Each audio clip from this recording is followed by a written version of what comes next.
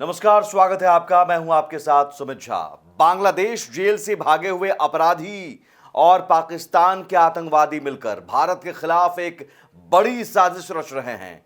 पाकिस्तान से बारूद असलाहा मंगाए जा रहे हैं और भारत को दहलाने की तैयारी है। जी हां, इस वीडियो में आपको पूरी डिटेल हम बताते हैं।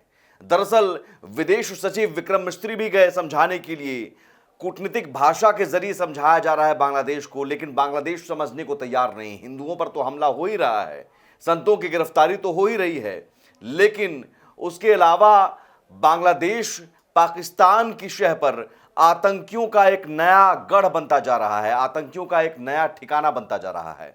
इस बीच खबर यह आई है कि भारत बांग्लादेश सीमा पर आतंक की एक नई साजिश का खुलासा हुआ है।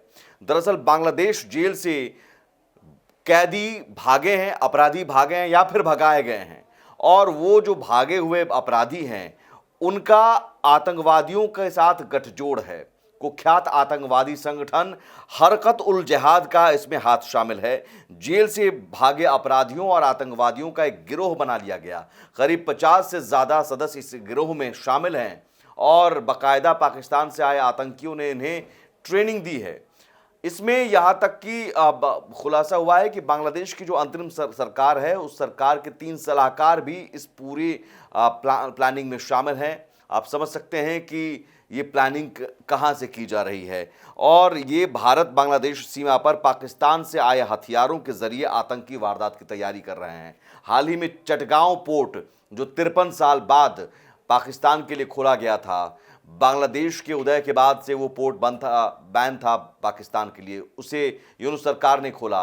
और जहाज़, पाकिस्तान का जहाज़ जो पहली बार पहुंचा, उसी जहाज़ से ये माना जा रहा है कि हथियारों की खेप पहुंची है, और अब उन्हीं हथियारों की खेप के ज़रिए आतंकवादी और अपराधियों का ये जो गिरोह है वो भारत बांग्लादेश सीमा पर कुछ बड़ा करने की तैयारी में है। सुरक्षा बलों पर घात लगाकर हमला करने की तैयारी में है। और जो सूत्र बता रहे हैं वो ये है कि भारत बांग्लादेश सीमा पर बड़ा आतंकवादी हमला हो सकता है और भारतीय सुरक्षा बलों पर घात लगाकर गोलीबारी की जा सकती है। इसके लिए बांग्लादेश में जेल से भागे हुए अपराधियों और आतंकवादियों का एक 50 सदस्यीय संगठन तैयार किया गया है। जो संगठन जो है वो पाकिस्तान की खुफिया एजेंसी आईएसआई इसे पूरी तरह से फंडिंग कर रही है। ट्रेनिंग पाकिस्तान से आए आतंकी दे रहे हैं, और आईएसआई की कोशिश भी है कि भारत बांग्लादेश सीमा पर तनाव बना रहे, और इस तनाव को और ज़्यादा बरकरार रखने के लिए, बनाने के लिए, भारत बांग्लादेश सीमा पर टेंशन बढ़ाने के लिए अब जो आतंकी हैं, पाकिस्तान से आए आतंकी, अब जो बांग्लादेश जेल के अपराधी हैं या फिर वहाँ के जो संगठन हैं, उसमें तमाम जो आतंकी संगठन हैं बांग्लादेश के या जमाते इस्लामी के, उन कट्टरपंथियों का इस्तेमाल, उनकी ट्रेनिंग देकर भारत बांग्लादेश सीमा पर तैनात किया जा रहा है।